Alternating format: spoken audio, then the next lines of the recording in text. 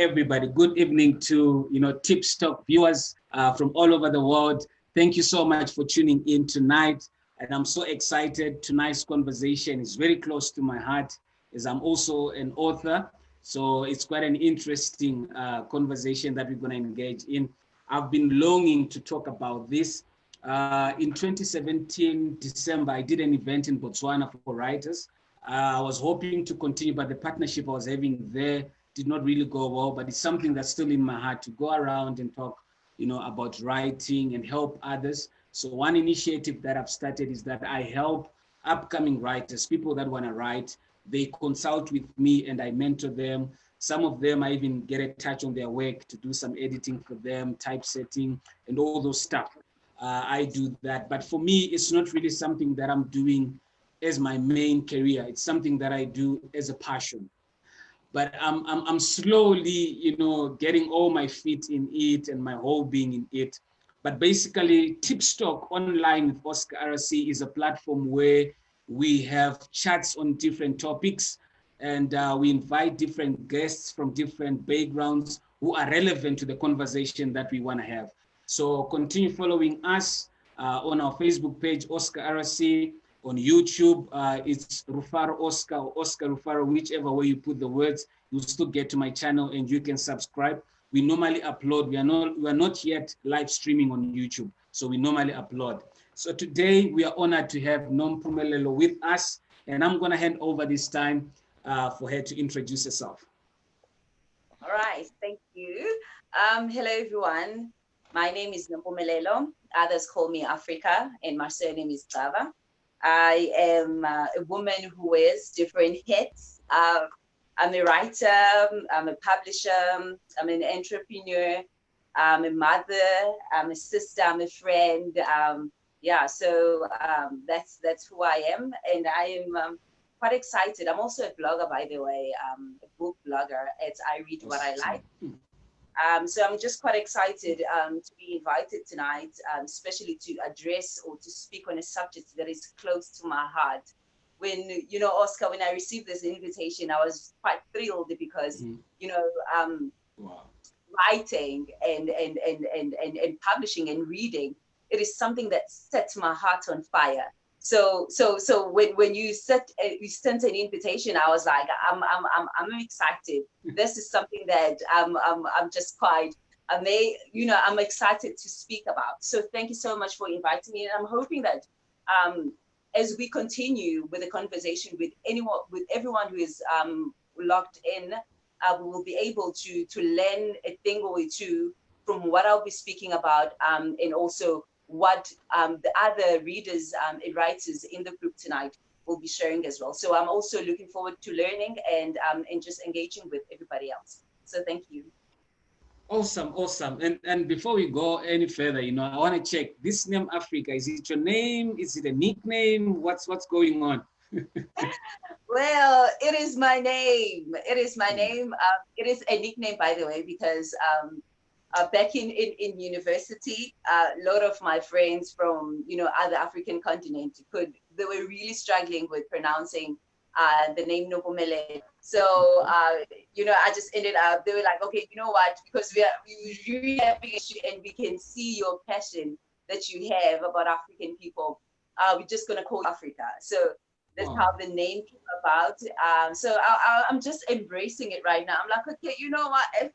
Let me just be the continent. Why not? You remind me when we were in high school, they used to say, if people give you a nickname, the more you fight it, the more it's going to stay. The more you accept it, the more they might go quiet about it. So, quite interesting. Now, just share with us, your journey as an author. Just before you came through, I just give a tip. I gave a tips to to people that were live on Zoom, and I just gave them a tips. How did I start to write? But it was not that much, meat, because today is not my day. So today it's yours. Just tell us, how did this writing thing come? Did you have a dream about it? Did you go to school for it? What happened? What happened? Came about. Okay, my journey with writing with Oscar, it wasn't straightforward, like everybody else would go to to varsity, you know, from an early age, knowing that, you know what, I love writing. So for me, it was quite hidden. I think other writers can relate with that as well. I think back in high school, I'm not sure if your high school had this paper called Free for All. Did your high school have that? No, actually, I was in another land, called Zimbabwe, so we were not having that. Yeah. But I'm sure that others in the group, they would know this newspaper. It's called Free for All newspaper. So Okay. in high school, I used to be excited and passionate about writing. Oh, dear editor, I would be writing my inspirational motivation to the readers, high school readers. I wasn't part of the team, but it was something that I was excited about, just writing as a high school learner, and we used to receive this newspaper. But back then, I did not know that I had, this passion for writing and sharing my message in, paper, and a pen. So times went on. I in varsity, because I studied accounting, by the way. Just try to pursue the career in accounting as a chartered accountant, and that did not work out. But I tell you, even in UKZN, because I was in University of KwaZulu Natal, there was a newspaper called Knox. I used to write to an extent that I was also part of the editing team. But wow, inside of me, I didn't realize that, you know what, I love doing this. I would attend my economics, my accounting classes, but in the side, I was just editing and doing stuff with this newspaper. So that's how, for me, it has always followed me. I don't know if I was following it, or I was following, or I don't know who was pursuing who, but but somebody was pursuing somebody. I continued. I was I was a girl of a diary, always writing my diary at home and even in school. I kept that. A little bit of Nicole. Little bit, I heard. Little bit. Okay, I'm not sure. Yeah, guys, on Zoom, just a moment. Please mute your mics, like I said earlier. Yeah, you can continue. Sorry for that. Okay. All right. So, like I was saying, Oguti, it was just always this passion that I had, but I did not know that I had a writer inside of me. So until 2012, when I had this idea of writing a book was dropped in my spirit. So let me just put it in that way. I believe it was God. Others would say, whatever in the universe, but it was dropped in my spirit. I was like, okay, I gathered book titles. I had like 4 book titles back then in 2012, but I did not know how to go about starting to write.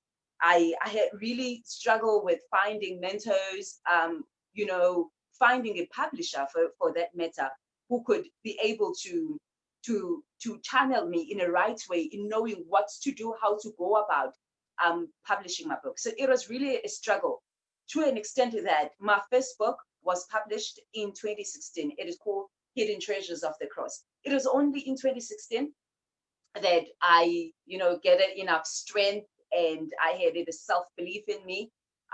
The book was out. We released the book in 2016, and we launched the book, and the rest is history. But my journey, it wasn't, like a straight path. I didn't go to school for writing, but currently I have been taking online courses for, just to enhance my skills in writing as well. So that's how it had been so far, Oscar.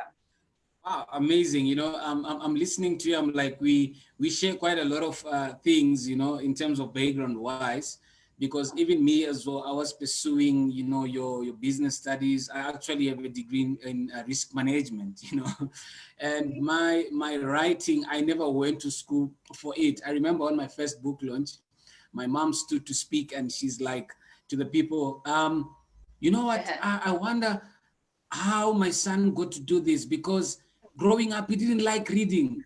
So when he told me that he was writing a book, I couldn't understand how come, so it's one of those things that, but the secret, to art is something that I tend to say we are born with it.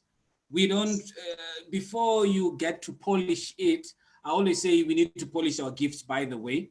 So now we then start to, attend classes, get mentors, start reading stuff on writing and all that. But the beginning, most of the time, it's an impression that's in your heart.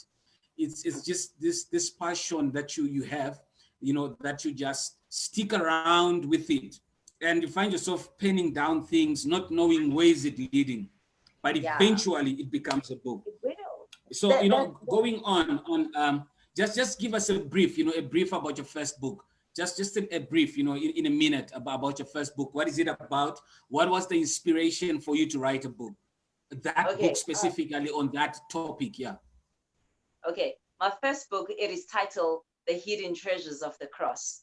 I'm a Christian, so that book, it is the book that is based on a scripture. Others would check in their Bibles. It's Matthew 16, verse 24, that says that if anyone would love to come after me, let that person deny himself, pick up his cross and follow me.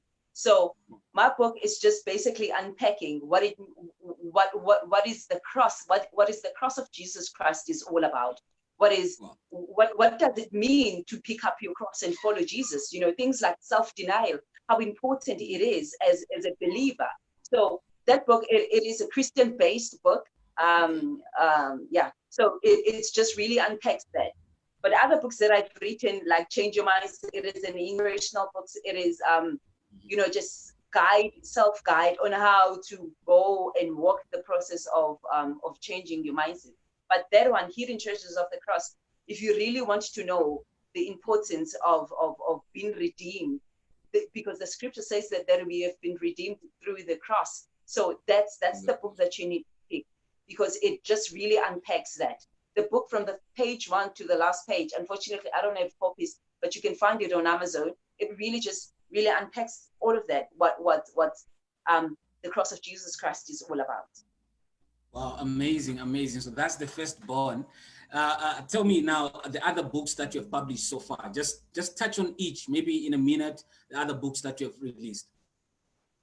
Okay, I have like about 11 titles so far. So forgive me if I won't mention all of my babies, but I love all of them. Okay, let's go for your best 5. Maybe let's go for your best 5. I don't have the best 5 because I love all my babies, but it will be Hidden Treasures of the Cross. It will be Change Your Mindset, which is all about the mind, about understanding the mindset, because I always believe that you cannot change your life if you can't change your mind, if you can't change your thinking.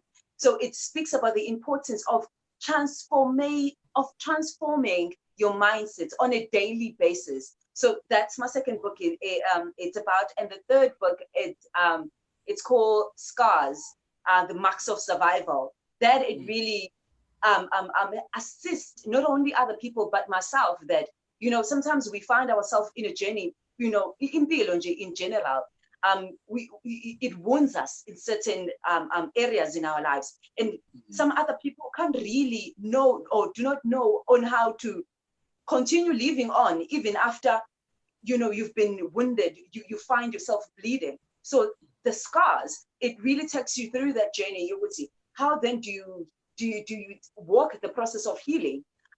Then the things like healing, after then you have healed, how then do you learn to embrace your scars? So my second book, it really teaches people about the importance of learning to embrace the scars. Show your scar. It's okay, you have a scar, but learn to live with it and embrace it, because a lot of people, they hide their scars in the corner. They don't want people to know that they've went through some other things, but yet those things, they will assist other people in growing.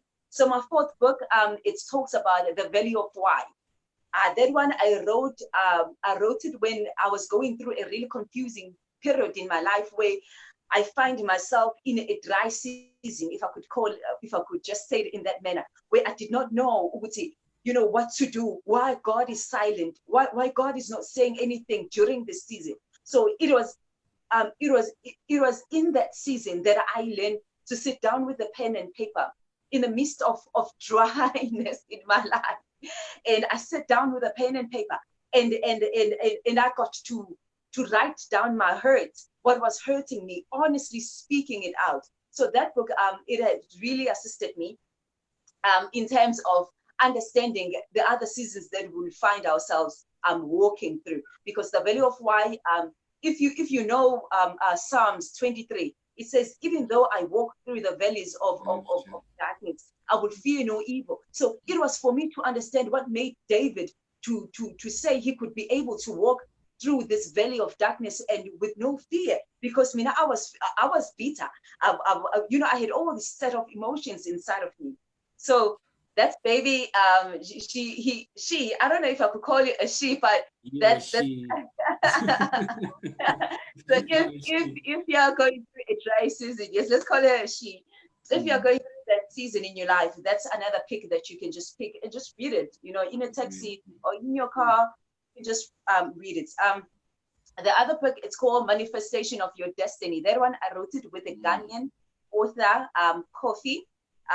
It really helps young people, because our target market was young people, to help them understand the importance of manifesting your destiny, the importance of finding, because Oscar, the problem that I am seeing with a lot of young people is that they do not want to work hard and find what is it that they are here on planet Earth to do.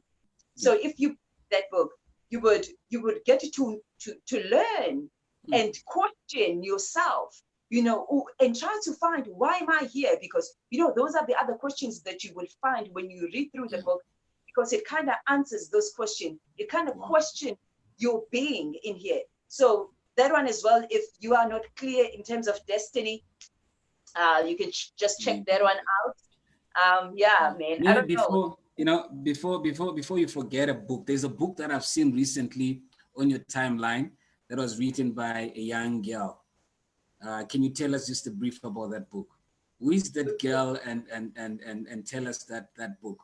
I've seen some pictures. You were in schools, and there's this book. I think it's a storybook for kids, something like that. Just briefly, man. Just briefly. Just a minute. Tell us about that. Yeah. Okay. That book, it has been written by my daughter. My daughter, she's 9 years old. Wow. I know she take it from me,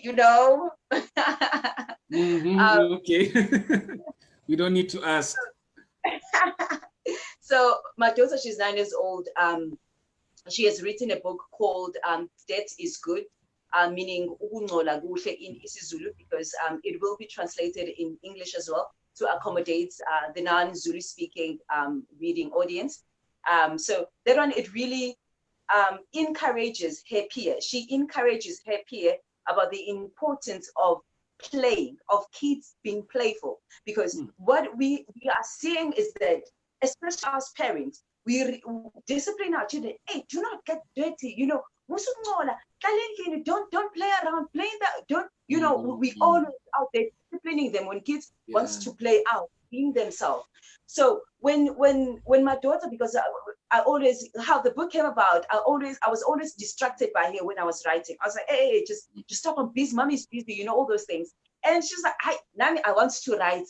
Now I'm also writing my book. I was like, really? I will always just brush it off. But when she came to me and explained what the book is about, her friends, they were playing and they won. And, we took it seriously, because that's what our parents, Oscar, did not do. Most of our parents did not do with us. Actually see the potential that we had. So we're like, okay, you know what, we see, there's something here. Let's see what we can actually do with this book to for her to inspire her peers. So that's what the book is about. Wow, that's an amazing story, and now we've got a 9-year-old author, actually. I remember when I released my first book, I was only 22.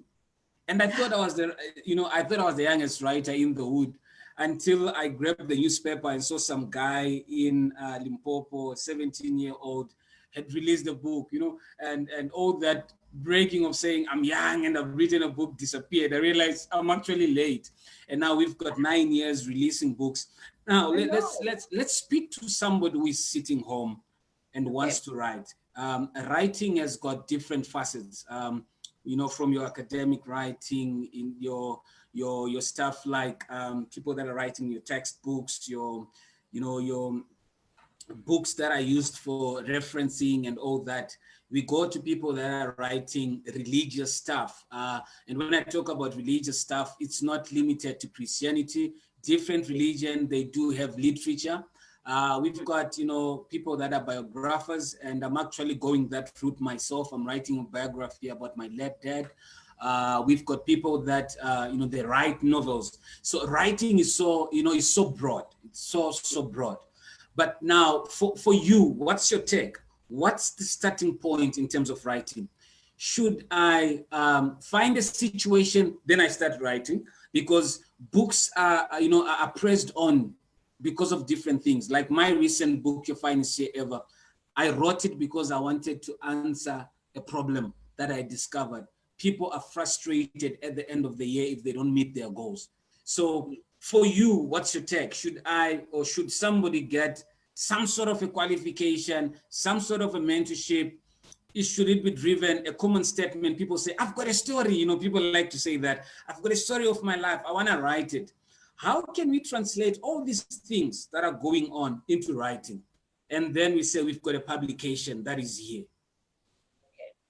Okay. I think it is a common problem, if I could put it in that way. I love that question very much, because I believe that firstly, Oscar, it has to start with yourself.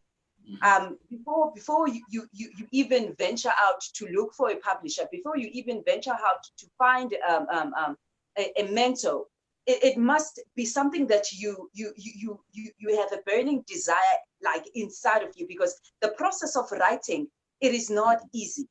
I mean, maybe I'm a different writer, but I do not find writing a book or an article or, you know, anything easy. It is something that you need to, a set of discipline in order for you to produce, in order for you to have that book, to have you know, whatever that you set out your heart to write about. So firstly, you remind me of something that I always tell myself when I find myself really putting myself under pressure to create a book or to create a content. You know what? My intuition already knows what to write. For me, it is to just be out of the way of you know, just get out of the way and allow my intuition to write whatever that I feel that I need to say, whatever that is within me. So firstly, you need to move away, allow your intuition to say, to write or whatever, put that down in a pen and a paper, and then, you know, now you need to seek out for mentors. You know, once you've found mentors, you look for publishers, you know, then now you begin that process. But firstly, it is highly important that you yourself as a writer, you understand. I mean, if I don't know if I could put it in that way, but you must have an idea of a clear idea of what you want to write about. Yeah. I don't know if I'm in a way I kind of answer your question. Yeah, no, it's very clear. I think the starting point, I normally say writers, I see writers as a pregnant woman. Yes. There's a seed that comes, and when that seed comes into into a woman, and then they fall pregnant, it does not happen in public. Yes. That's the same thing when you conceive an idea to write on a certain matter, any type of writing. Though there are different inspirations to writing, whatever inspires you. Are you answering a problem? Are you addressing racial issues, government issues, whatever the topic that you can be dealing with? But the first thing is you conceive it. So after conceiving, you know, and nobody sees it when you're conceiving it. Nobody's there when you're conceiving it. It's I you and know. yourself, and you are in this war room that you are in, and you're trying to, you know, translate all these thoughts into, you know, into writing, and it becomes a publication one day. But now let's talk about going back to you. You have written books, and I don't want to touch on your publishing work yet. Let's go to blogging. How I met you, and just to let everybody know how I met you, I got a message on my inbox, and Or somebody saying, I've seen. was it an inbox? Yeah, it was an inbox. It came, and somebody's asking me about my writing work, and she was interested in, you know, writing a piece. So you needed my profile, you needed a summary of my book, a cover of my book, you needed all things, and I shared with you so freely. It was in 2019. So and you write a nice piece, and I remember one of my friends saw it this year, only shared with me this year. They only saw it this year, and they were so happy to see that. Let's talk about blogging and comparing writing books and one being a blogger. What's the difference? What's the, you know, the benefits of the other one? Which one would you prefer? You're doing both, so you've got a test of both. If you were to advise me, should I stick to just writing books, you know, that we print, or, you know, do audio books or whatever, or should I try blogging? You know, what's Uh-oh. Okay. Well, what am I supposed to say? Because okay.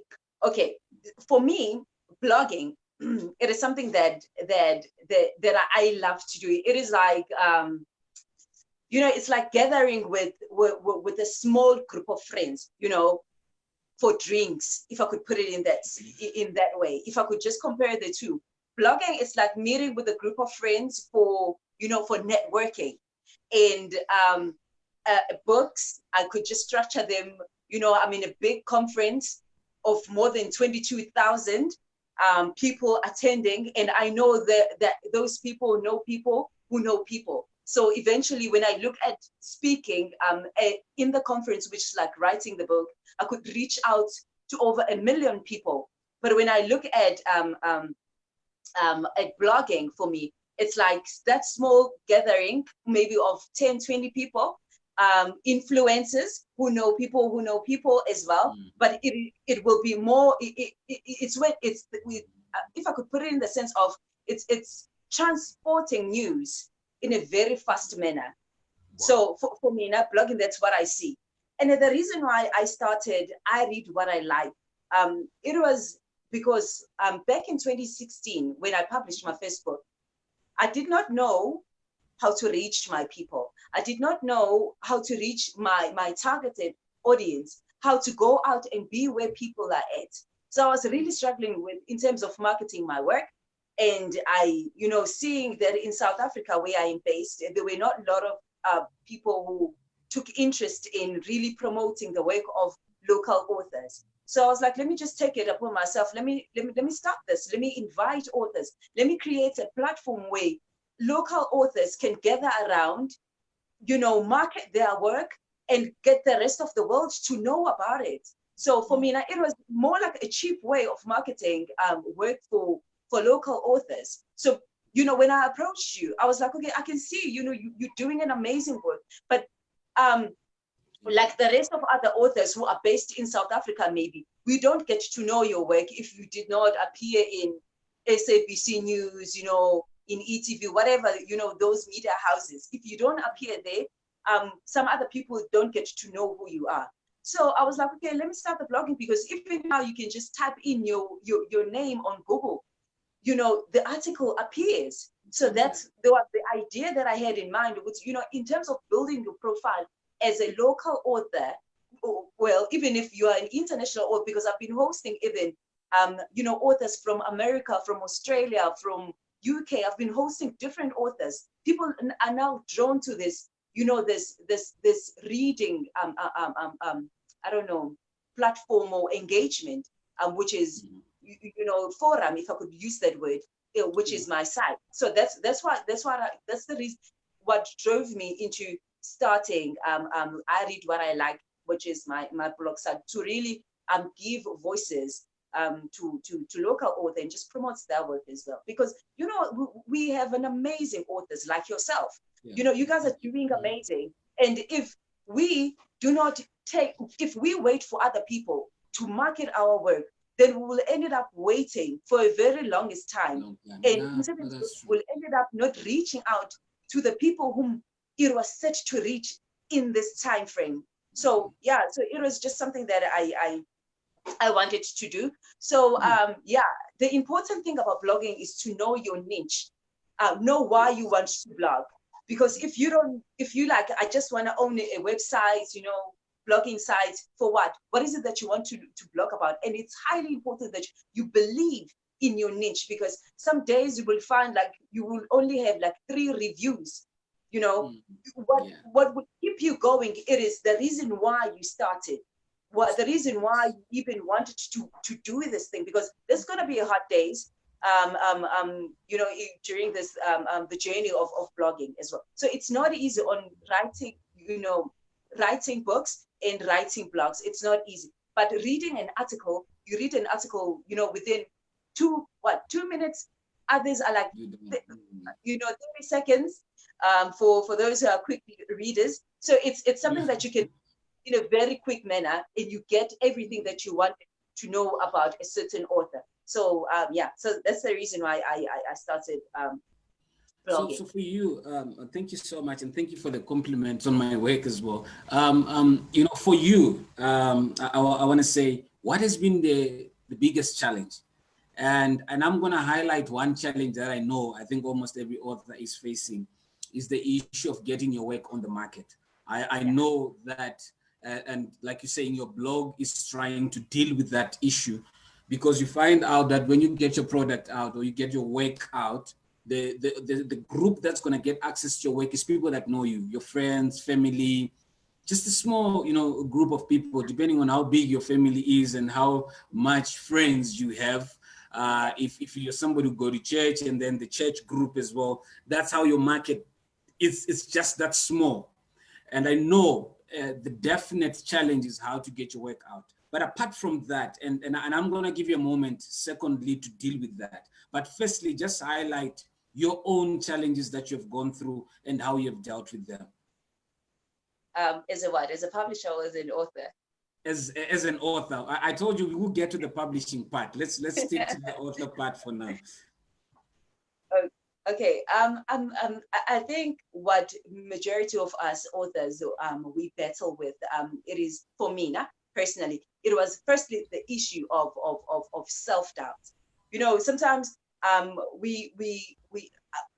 would, you know, have an amazing story to tell, but I would not have, you know, enough faith in myself or enough faith in the work that I am doing, that, you know what, this can actually, somebody else could actually read this. So that was, you know, like a huge issue for me, which really delayed my work to get out, because I was really skeptical. What would people don't know me as an author, you know, nobody knows me. So now people will be like, hey, how say Abana? You know, she's an author now, you know, all those things. Yes. That I had to overcome before I even allow myself to publish the work. I had to deal with myself firstly. So that was the self-doubt. When I overcame that, you know, we just simply I'm believing that my work that I do, it has value to the generation, that the now generation and the next generation. Because you know what, Oscar, I always say that when sometimes I find myself in doubt, I'll be like, you know what, the work that I'm doing, maybe this generation would see no impact, would not make a huge impact in this generation, but you know, maybe I'm helping the next generation that is coming behind me. So that has always been a guide with me, which, you know what, let me write this not for myself, not maybe for this generation, but for the next generation. And it has really protected me in a way to finish writing whatever that I will be writing about. And another thing, oh my goodness, and I think that most of creatives or creative person, they know this, it is, you know, resistance. I battle. I always say that one of the secrets writers know, that, you know, others who wants to be writers or whoever, they don't know it is how difficult it is to sit down and write. Mm-hmm. For me, I have never found a pleasure to sit down and open my laptop and be like, whoo, hey, today it's a good day, let me write. It has always been a battle for me to write a paragraph. It has been a battle. So, you know, like resistance, I had to fight with resistance so much to a point where I also thought, you know, to ask my mom to tie me on a chain, you know, until I finish writing this thing, because I would find something else to do. Yeah. Right in the middle of finishing an important, and I know it is an important book, but I would just, you know, be distracted by something. I need to go, you know, do something, you know. So resistance and self-doubt, it was major things that I had to deal with as an author, as a writer so far, in order for my work to come out in the world. And now I have published my book. Dude, nobody, you know, when you have all these fears that nobody would want to read your book and all those things. But I always say that to write a book, it is not enough. Your book would not sell itself. You need to become the message that you are sending out to the world. Because, you know, something that is common even with entrepreneurs, we always say that people do not buy into your product, but people buy into you first before they buy whatever that you're trying to sell them. So it is highly important that whatever that you are writing, you believe, you have, you know, a strong belief in what you are writing, so that the next person, when you explain whatever that the book that you are trying to sell them, they will see that you have what they say, a conviction. I don't know the English word for that name, you know, for what you are trying to sell them, and you believe that this product could actually change the next person's life, you know, because that's what is important for us as writers, that we need to know that books are the tool.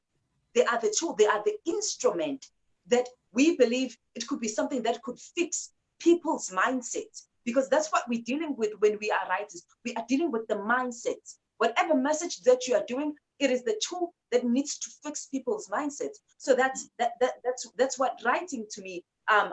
That's what I had to learn, Jalo, as a published author now. It's okay. Now I need to become my product. I need to become this book that I'm trying to sell people. People need to see that this thing is alive. That it is a message that I had to preach to myself first before I share it with the next person. Which I think that's the reason why, you know, more people keep coming to buy, you know, different books, because they can see that, you know what, I'm actually the representative of this message that I'm trying to send out. Branding becomes a very key thing. You remind me one conversation that I had in end of 2016 when I was writing my second book, Unshackled Unlimited You. And as we sat in her office, she says to me, Oscar, I want to see you unshackled first before we can get this book out. You must look like your book. The way you speak, the way you sit in my office, the way you talk to me, the way you answer me when I'm talking to you, it must go together with Unshackled Unlimited You. If you are to stand on a platform, you must show that you yourself, you are unshackled. So I really, you know, get along with what you're saying. I think one man wrote on social media sometime and say, people, they don't buy books, they buy the author. So that's why you find if somebody who is well-known writes a book, even if the book is empty, but the fact that the name, so people buy the name at the end of the day. So those are some of the key things that we go through. You know, there's this statement that has gone out quite a lot of, I think in centuries, that if you want to hide a thing from a black person, put it in writing. I don't know what inspired that statement, but what's your comment about that?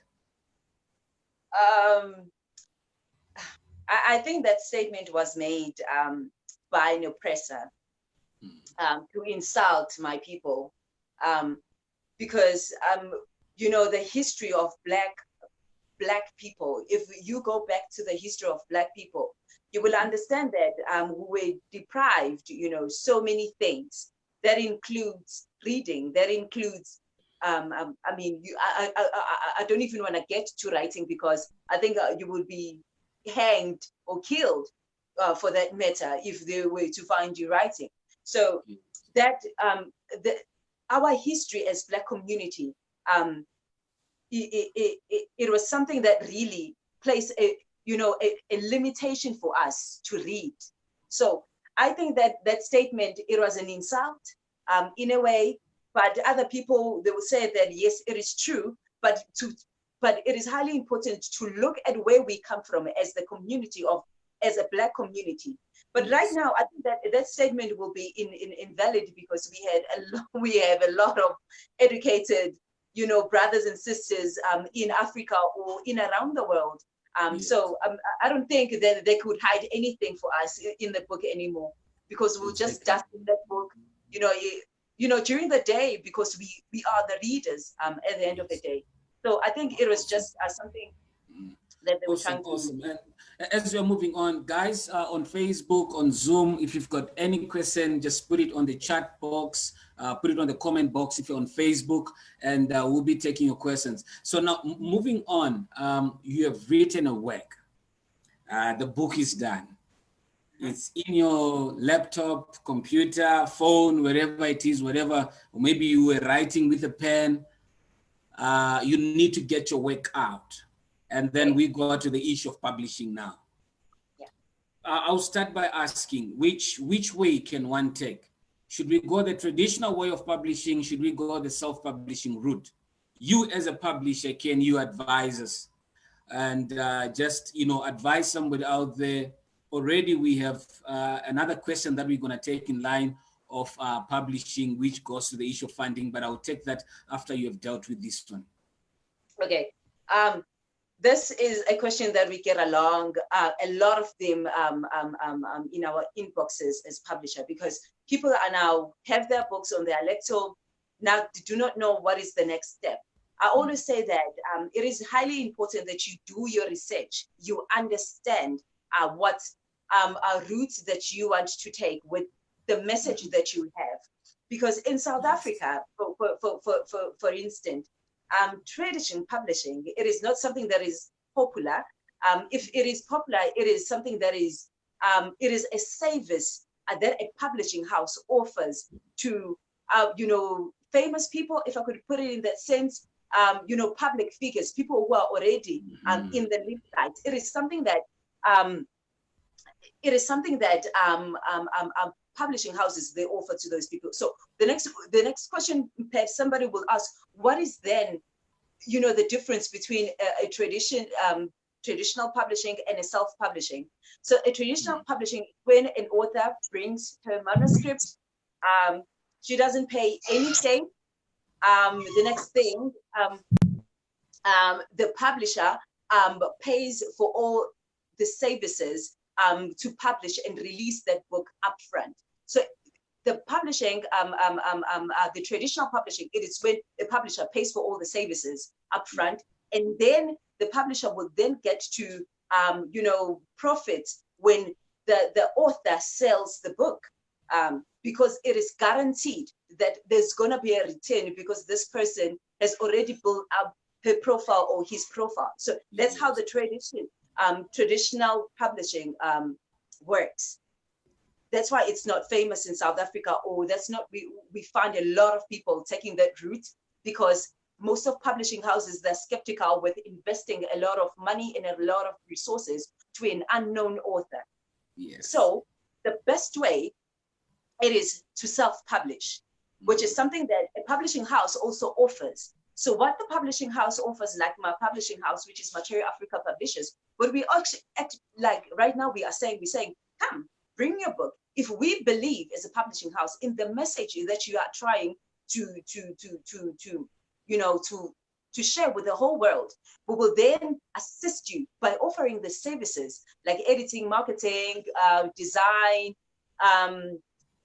production, distribution. We will assist you by offering you those services in order for you to create a high quality book that could be sold in the bookstores around the world. So that's the approach that we have taken as a publishing house. Which, you know what, come to us, we can assist you by finding the best editors, the best proofreaders for you, and try to ensure that your work has a quality design that could be stocked up in the different bookstores around the world. Because in that way, you are a bit secured than taking the route of just doing things, having your friend editing your book, your auntie proofreading it, and you find your friend who is a graphic designer, and boom, your book is out. You find a printer. Because now the disadvantage of doing that, it is most of other bookstores that we have seen as a publishing house is that they have a certain criteria when they take in your books. Other bookstores, they don't take in books that are self-published, to say that you don't have a publisher, your book was not published by a publisher. So that becomes a disadvantage when you choose to go, this route of just doing things at your own way. So I would advise that you find a publisher. That is highly important, to find a publisher, because then a publisher, even if they would charge, of course, for the services that they would render to you, but at least you are at a safe house to ensure that when you take your book out to the bookstores and when you go for interviews and all those things, at least people would have a little bit of faith in the message that you are selling, selling to them. Sorry, that it was perhaps went to services. You had to take your work for printing, publishing, all those things, in order to produce a book. So I would advise, find a publisher. That would be my take. No, that's amazing. There is a question here from Lisejo Morule. He says that what are the challenges regarding funding for publishing? So what's the whole idea around now the funding? Because like you're saying, you go the self-publishing route. A publishing house can still offer that. And I think I wanted to get a publishing house to do my second book, and the requirements. And some of the publishing houses, they take over your work. You find that you're only getting 40% or 30% of your own work. Those are some of the things that you come across in terms of the publishing. But now, when we go the self-publishing route, and you have to fund your work, you have to pay for the services for any service provider that's going to assist you, whether it's graphic designing, editing, proofreading, whatever part of the writing journey is.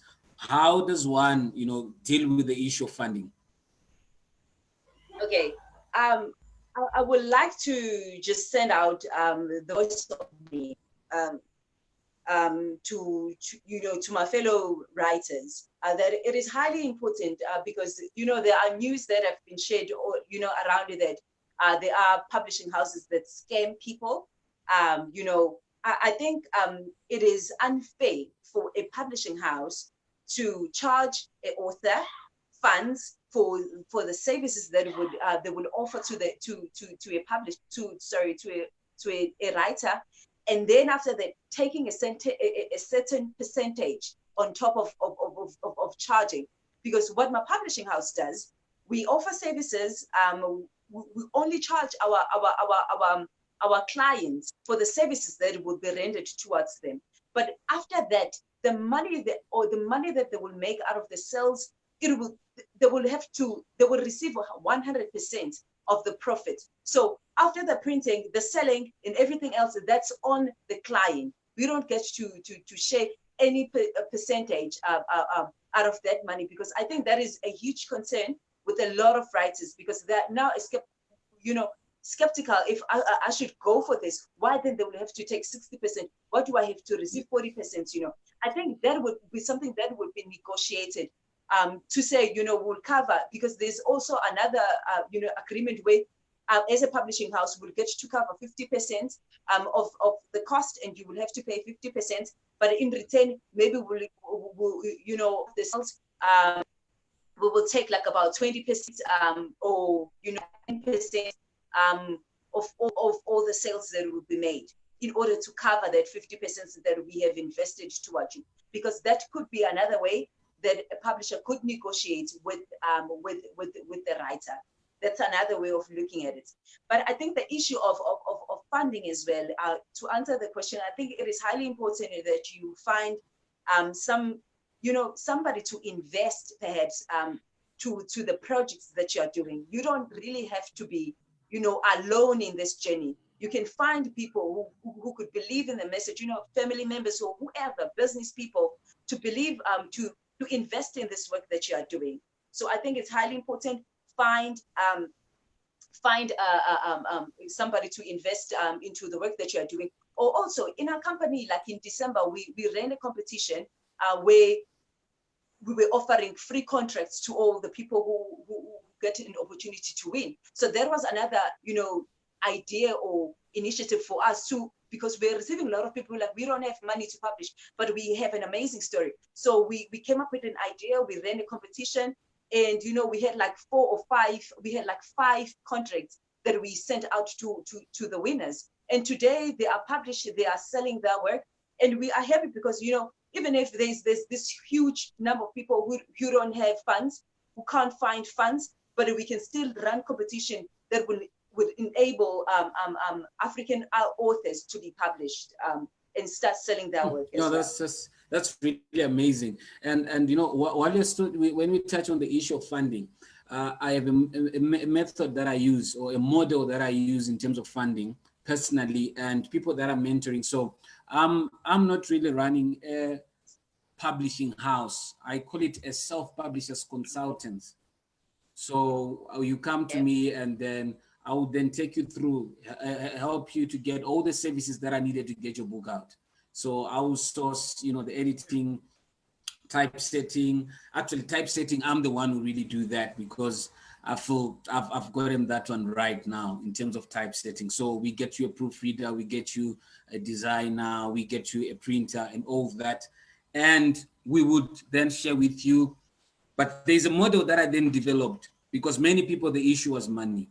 And I said to, the people that are, especially last year, I say, list people that definitely they'll buy your book.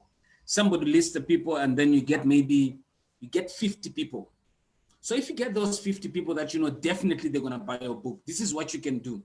You then enter into an agreement with the service provider that your work must start to be worked on, they edit and everything, and it gets ready for printing. When you're on that stage, maybe a month before your launch, you then do a pre-launch, where you then talk about your book and get people are ready for the book, and then you do pre-launch sales. You then start to sell the book before it's out. So because these 50 people, they believe in you, they're definitely going to put their money on that book. So if you're maybe 50 people and the book is going for 100 Rand, and then that's 5K that you have already with you. So you'd find that on your first batch of printing, you will break even. And then you can now go and print the next batch of books, and then you can then start selling and all those things. So that's another method that I can share with you. Pre-sales, they do work. They've worked for me, and in support of what you have said. There are so many people that believe in you. Start with your family.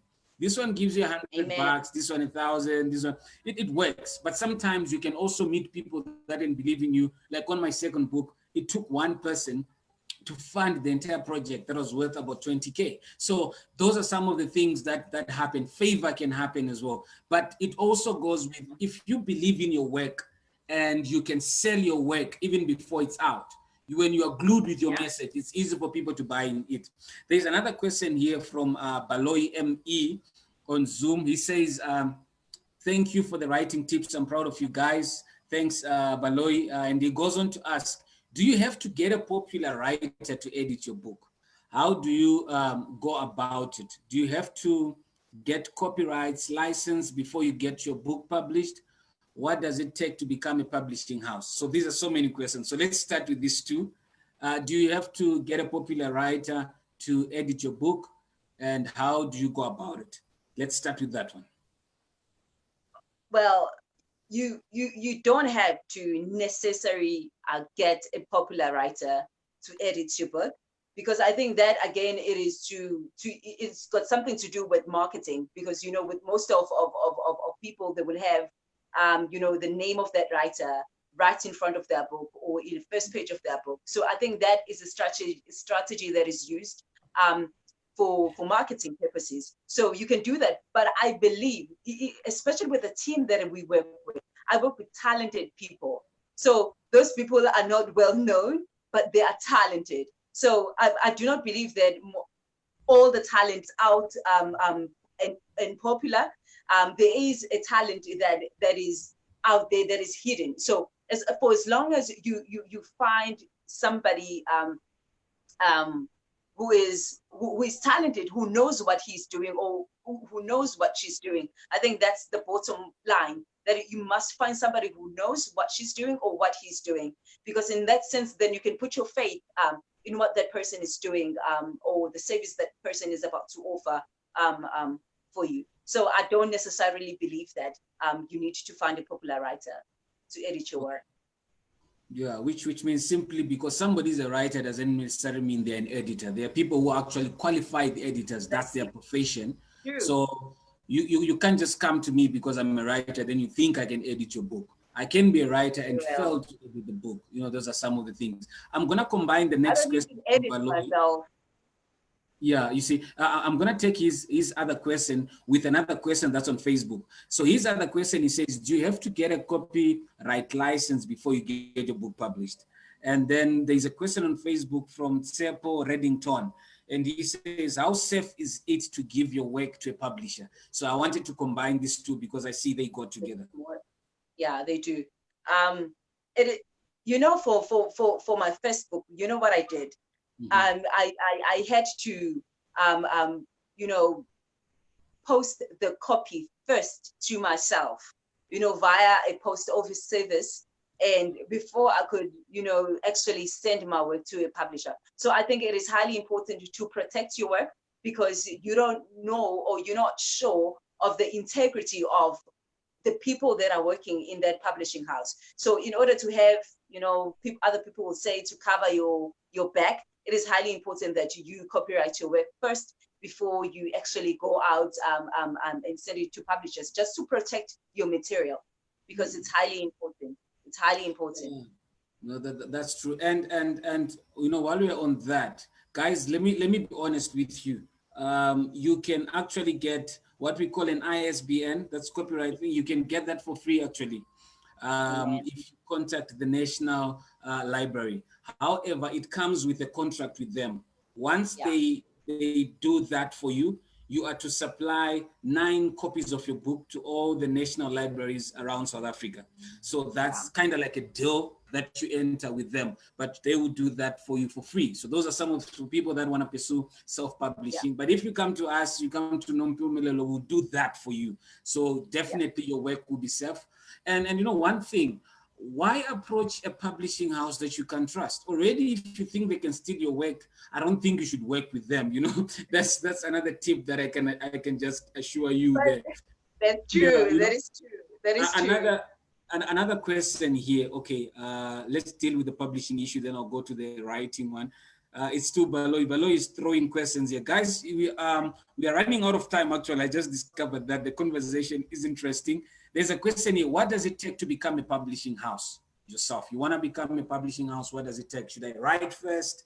Do I need to get a certificate? What do I want? What do I need for me to become a publishing house? Okay. Okay. You must have your company registered, of course. Your company must be registered. But then again, I believe that you must have a knowledge of the industry that you are jumping into. It is highly important. Like you were making an illustration of seeing a writer as a pregnant woman. So if you do not have a calling or a gift of being a midwife, because a publisher is a midwife. So I think, yes, it could be something that you could learn over time, but it's highly important that you understand the gift of being a midwife. Because that's what the publisher is all about. It's about understanding. It's about understanding the work that people come with to you. It's understanding that everybody's pregnant and there's going to be a set of difficulties that comes with, you know, pregnancy journey or whatever. So you must be able to know how to handle that. So, but, you know, just, you must comply with law. I think that's what is important when it comes to, you know, like the administration side of publishing. So yeah, so that's what you must do. I think it's just the research and having your things registered. I mean, your company registered, and yeah, and just knowing why you want to be a publisher. I think, Oscar, that is important, Baloyi, again, that you, if you want to publish, you want to be a publisher, then you must know what is your publishing house is going to stand for. You know, different from the rest of other publishers that are already in the market. Yeah, what makes you stand out? You see, that's, you know, that's what I'm saying. Sometimes you don't really need to register yourself as a publishing house. You can become a mentor to writers, where you are in between. You know, you bring a bridge between service providers for writers and writers who are looking for services. You find yourself in between there. You know, so that's some of the things that you can do. The last question that I have, and we need to wrap up. Prof, get ready. I'm gonna give you a moment, man, just to say some few points before we close. Basically, this question says, do you have a book that could not sell as expected? Of course, of course, I do. But you know what? I have learned to trust the process. I have learned that, you know, I need to be patient with, in terms of sales as well. Because, you know, my first book, I thought I was going to make, you know, 1,000 sales, marketing book, different churches the first day. And, you know, that didn't happen. But I learned that, you know what, I need to be patient, because this is a journey. Writing is a journey, because to this day there are people who still call in. They want, I want that book, that one with the cross. I was like, you know, the one that I published in 2016. It's like, yes, we want that one. And you know, I still get shocked by that, but you know, get surprised. But that's the fact. That how it is. It is a journey. It is something, you know. Probably now I'm close to 8,000 with those 1 sales, 2 sales a month. Yeah, so I did. There are books that I have, you know, been disappointed with the turnaround time that I've set for myself for the sales that I would have made. But I have learned to be patient with everything. Yeah, and no, continue to market my work. Continue, yeah, and you know, it reminds me of my own story with my first book. It didn't do well. Like, it didn't do well in terms of sales. You know, I saw myself when I was publishing, I saw myself, you know, buying a car after selling a number of books, you know, and copies and all that. But, it's like everything got shattered right in my face, you know. And, you know, one of my friends said to me, and up to this day, I still thank George for these words. I was sitting in his room and he says, "Bra, you know what? Write the next book." I said, my man, nobody wants my work. You know, this thing, it's a whole lot of journey, because I was looking at the reward of writing and I forgot the passion that I have for it. And he says to me, "Oscar, you know what? Your next book might cause your first book to sell." Well, you see, 4 years down the line, I launched my next book. Guess what? On my book launch, it was like I was launching 2 books, because I sold equal copies. My new book and my old book, they sold together that same day. I don't know. And I'm like, wow, okay, did this just happen? So, you know, even now, recently in Feb, I did an event. People were buying all my books, the 3 of them. They're not just buying one. So you realize that sometimes it's your 5th book that will cause people to buy your 2nd book. So I think, you know, as an artist, and I'm going to put it like that, as an artist, you know, you are passionate. Passion is what drives you. You've got something burning in you. As a writer, even if you are an academic writer, you are trying to come in with a solution on a certain matter. So with all that passion, I think must precede even the income that you're expecting, the returns that you're expecting, and then you can you know, press on and continue. The last question, Baloyi, I'm going to take this as the last question from you.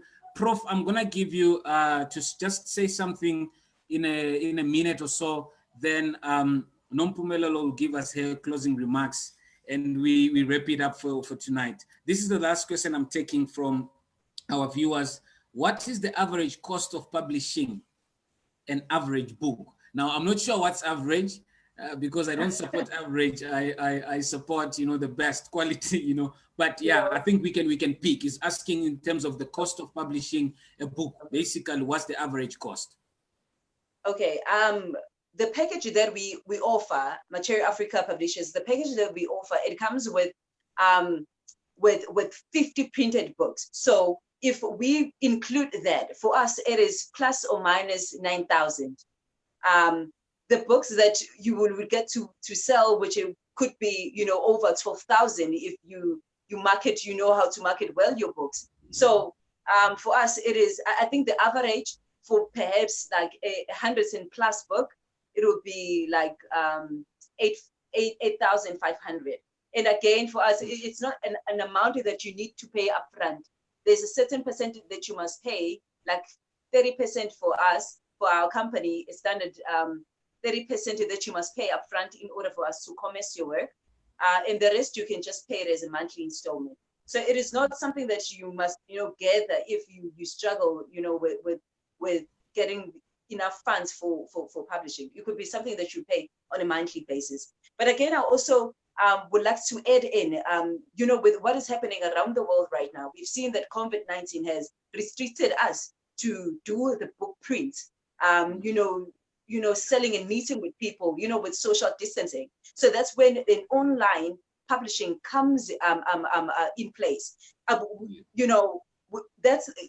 was a package that we already were offering to our to our clients even before COVID-19. But now we are seeing a rise of returning clients will be like, hey, I can't that Amazon thing, but I say, please put it back. I want people now to buy my book online. So writers, I think it is highly important that we understand the revolution that we are walking to. As much as the hard copies, they're still going to be there, but it's highly important that we familiarize ourselves with the online publishing as well. Oh, awesome. I think we just got some inquiries. People need your contacts actually here on Zoom. They need your contacts so they can get in touch with you guys. For us, I would say Nompumelelo and I, we share, a similar vision in terms of how passionate we are to see Africans arising in writing. So we are there to help. I've done a research. We've got a group for African entrepreneurs that I'm part of, and I think I saw 2-3 guys who are publishers there, and I agree with the amount that you shared. It ranges from your 8.5 there to, it might get to 15K, but what determines is this: how big is your book? Like in terms of pages, and also what are you writing about? An academic book is different from maybe a motivational book or a religious book, a biography, it depends. So there's a few service providers that are there, and we are there for you. And even if you just want us to talk before we can even get into business, we are there. You can get hold of us. But I'll get Nompumelelo, just share on the chat box, just put in your company details so that people can also get in touch with you for those services. Prof, I'm gonna give you just 2 minutes, just say something in line with all this discussion we've been talking about.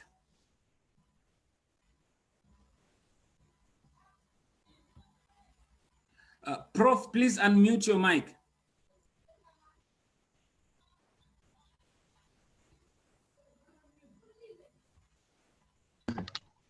Okay, thanks, Oscar. For the sake of time, let me find a middle ground between your academic commitments in publishing as well as the commercial, because I have a feeling that your audience is divided into two.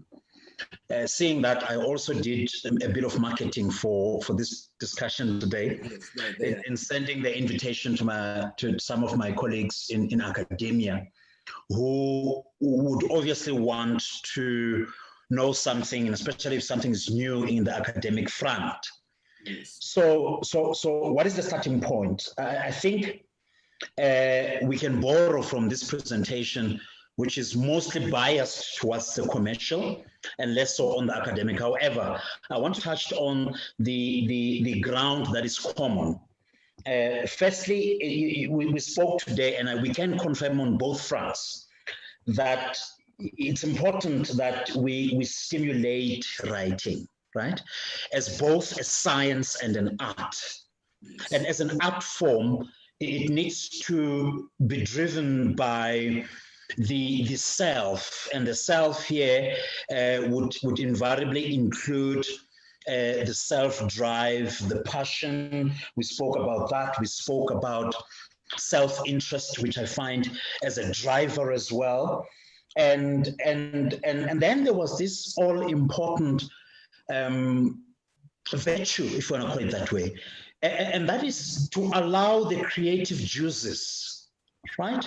You think of something worth writing about, you want to explore it, you want your emotions to be attached to that particular thing or experience, but you feel you have an obligation in you to share with the rest of the world, if not with the immediate audience that you've identified. I think it also speaks immediately to the issue of knowing your immediate intellectual vis-a-vis commercial audience that would be having the appetite to read what we have written.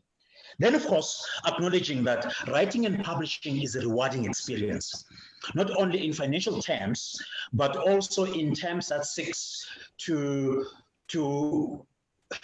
validate one's intellectual capacity to write and produce something, and of course the emotional feeling attached to a successful project. As you rightly say, the first one might seem to be a dull experience, but owing to exposure and patience and a bit of time, it might prove to be a better foundation in terms of building a repertoire of readings and writings that a person may be able to put out there. In academic circles, there is this pun that says, publish or perish. In commercial side, you guys do this for interest's sake, for self-fulfillment, but obviously to communicate and have a conversation with a specific audience. With us, academics, students, this is how we survive. This is how we keep the midnight oil burning. This is what defines who we are. We've got to talk to our audience in more ways than one, scientifically, in written form, and of course, we spoke about technology. Reading is a must. And I think we need to find a conversation and a space where we can talk about this. Earlier on, we spoke about I want to grab here. We said if you want to hide something from a Black person, put it in a book. And I want to challenge this conception / misconception by pointing a provocative observation. I was born and raised in Soweto. Obviously, Maponya Mall becomes that source and place of attraction when it comes to recreational facilities and every other activity associated with that. When it was established, one of the important retailers there was Exclusive Books. Interestingly enough, it was established opposite Spitz, your shoes and retailer. But Exclusive Books could not survive 6 months. Sure. But if you go to Maponya now, Spitz is there. What does that tell us? What does that tell the rest of the world? That maybe, as Africans, the hobby, the interest of reading is way behind. If I have to play the racial game here, is way behind compared to other races in the world. And we need to reach out. We need to reach out to our youngsters. Mpumi, you had your daughter there. She's a writer. We need to replicate these experiences and bring in this young generation into the fore of being exposed to reading and writing, telling their own stories in their own formidable platforms. The issue of the niche area, very important.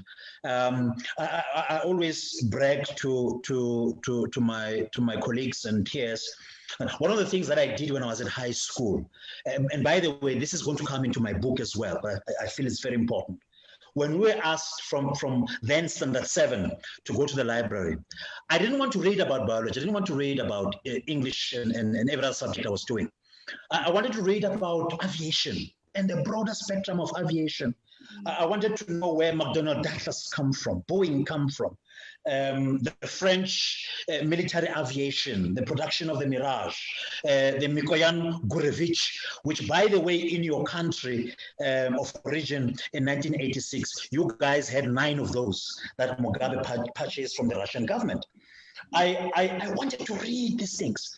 And at that stage, at the height of apartheid, in my locker room in the boarding school, I had exclusive material on anti-apartheid liberation movement. Had I exposed myself with that literature alone, definitely I would have seen the doors of prison for quite some time. And don't ask me where I got it, but it's all because of the appetite to want to read, to understand, and basically relate to the immediate environment that seeks to define one's life experience. So Oscar, I'm going to leave it at that. This has been an eye-opener. It's been interesting, stimulating. I'm hoping going forward, we will be able to cater for the difficult people in this world, the academics. Yes. So that we also respond to the dynamics and the challenges that also face academics and aspiring students as well. Remember, masters and PhDs in other universities, before we give out degrees, we expect the student to publish. Yes. So it's the thesis, dissertation, and a publication. So we need to respond to that market. We need to respond to that need, so that at the end of the day, at the end of 2020, we'll say all protocol observed. No, thank you so much, Prof. What a mouthful. And actually, as you're saying that, this month of June, according to my Tipstock calendar, it's dedicated to dealing with writing and reading. So we've got episodes that are coming next week, and the other week we're gonna be touching on some of these things that you're highlighting.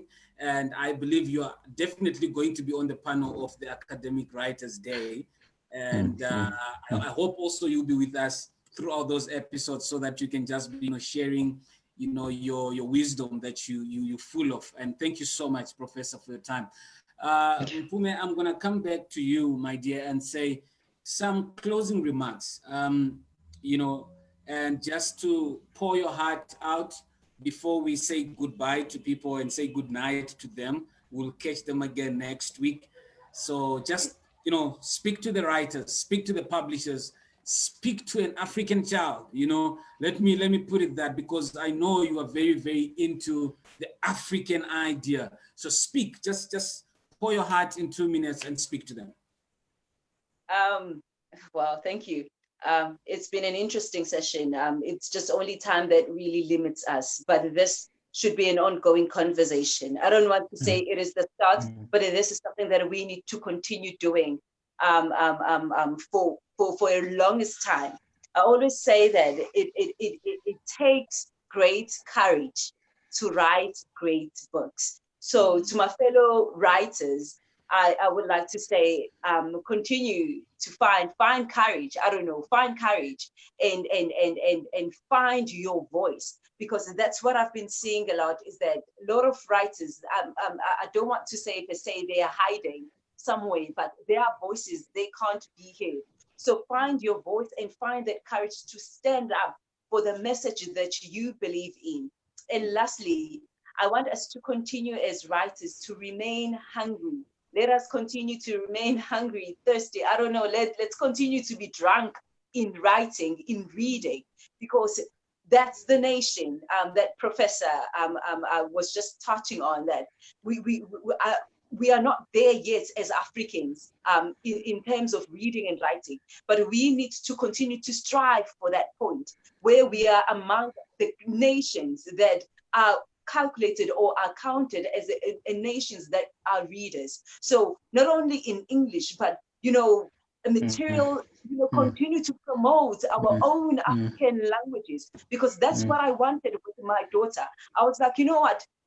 Because, you know, I had a control. I was like, let's not start publishing a book in English, but let's start publishing it in isiZulu, which is your home, your home language. Sorry. So in that sense, when she grew up, because I was continually there, she would learn the culture and the importance of embracing her own culture, her own mother language, then embracing it in English. It is quite unfortunate that we had to do this interview again in English as a medium language. But, you know, I wish for us to come to a point where we will be comfortable, you know, to do things in our own languages here in an African continent, especially. But let us continue to do that. Let us continue to have this burning desire for transformation and change within our continent, within our community. And yeah, I mean, and just, you know, and pushing the envelope really of cultivating the reading culture within our community. So with that, thank you for joining in. And I promise to give you guys back your evening. So thank you so much. Wow, thank you so much. You know, words are not enough to say thank you because of, you know, the wisdom that has been shared today. I want to promise everybody, definitely we're doing part 2 of this. You will get the information. Next week, I'm going to do 2 episodes. I've got an exclusive episode that I'm doing on Monday, the 8th of June. It's my birthday. So I'm actually going to be the guest that day. I'm still working out on who's going to be the host. So if you're out there and you think you can host me on my own show, please make sure that you send me a message and we can plan. On the 8th of June, we're going to be having an episode. But next week, Thursday, we're definitely continuing with the issue of writing. And I will share more information, which direction we're taking. But that's where we stuck on. And we'll be bringing in more authors to come in and you know, share with us. More professors will come in, doctors, we want to bring them in. And then just remembering what Professor mentioned earlier, some people became authors because of what happened while they were writing their thesis. Then they realized, now, man, I need to get my work out there. And they started pursuing this writing thing. So there's so many, you know, starting points that we'll all have. Some, they did it because it was just needed to be done at school. For me, I never knew I'll become an author one day, but it was when I released my first book. I remembered when I was in high school, I was one of the founders of Writers Club at school. And I was the first general secretary of that club. And we were trying to put together a school magazine and all those stuff. We'd do articles for the principal and all those things. And I realized I had a passion, but I didn't realize I had a gift. You know, sometimes you have passion over things, but you won't realize that you've got a gift as well. So when a gift and a passion comes together, great things will come out of you. So thank you so much for joining us from all over Africa and the entire world. I will say have a blessed evening. Thank you. Siyabonga kakhulu. Maitabasa, that's my language. Ikenza ngofu in that's what Tsonga, you know. I can go on. Yeah. Yeah, you know, I'm trying to be an African and remaining an African. Thank you so much. Thank you so much. Everybody on Zoom, Louis, thank you so much. Lisejo, thank you. Palesa for sticking around, and everybody on Facebook. Let's keep in touch. Enjoy. Definitely. Thank you. Bye.